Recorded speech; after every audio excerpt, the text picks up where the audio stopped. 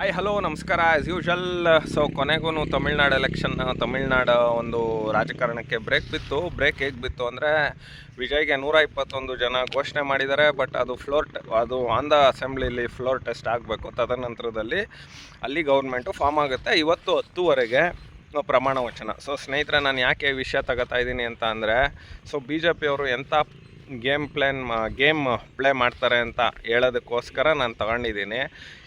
ನಿಮಗೆ ಘಟನೆನ ನೆನೆಸ್ತೀನಿ. 2018 ಕುಮಾರಸ್ವಾಮಿ ಅವರ ನೇತೃತ್ವದಲ್ಲಿ ಕಾಂಗ್ರೆಸ್ ಸರ್ಕಾರ ಬಂದಂಥ ಸಂದರ್ಭದಲ್ಲಿ ಯಡಿಯೂರಪ್ಪಂದು 104 ಇರುತ್ತೆ BJP. ಅವಾಗ ಸಿಂಗಲ್ ಲಾರ್ಜೆಸ್ಟ್ ಪಾರ್ಟಿ. ಬಟ್ ಅವ್ರಿಗೆ ಇರಲ್ಲ.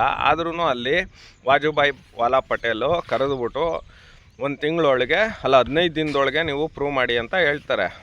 ಆಯಿತಾ? ಅದೇ ಇಲ್ಲಿ ಲಾರ್ಜೆಸ್ಟ್ ಪಾರ್ಟಿ ಇರಲಿ, ಕರೆದು ಸೌಜನ್ಯಕ್ಕಾದ್ರೂ ಇಲ್ಲಿ ಗವರ್ನರು ಕೊಡಲ್ಲ. ಅಲ್ಲಿಗೆ ಸಂವಿಧಾನ ಯಾವುದನ್ನ ನಾವು ನಂಬಬೇಕು?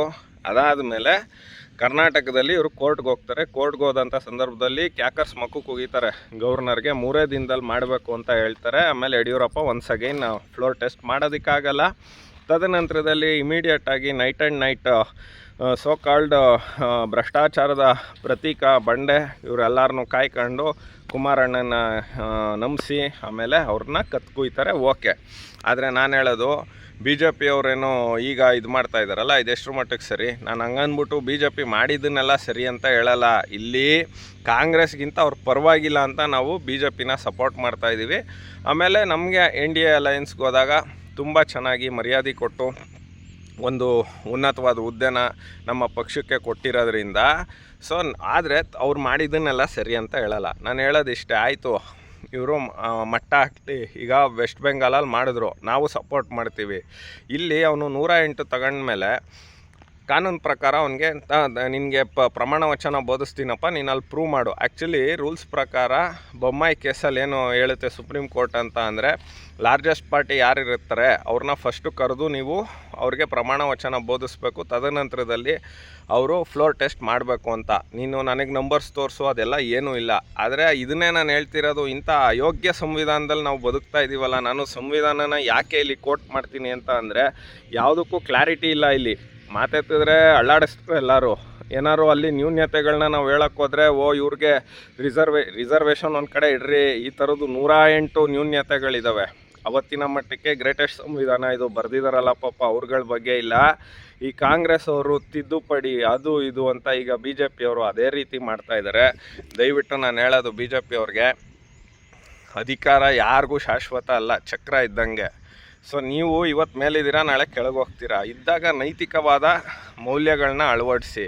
ನಿಮಗೆ ಈ ಕರ್ನಾಟಕದ ವಿಷಯದಲ್ಲೇ ಪೆಟ್ಟು ತಿಂದಿದ್ದೀರಾ. ರಾತ್ರೋರಾತ್ರಿ ಏನೋ ಓಟ್ನ ಇದು ಮಾಡಬೇಕು ಅಂತ ಸುಪ್ರೀಂ ಕೋರ್ಟ್ ಅವ್ರು ಹೋಗಿದ್ರು.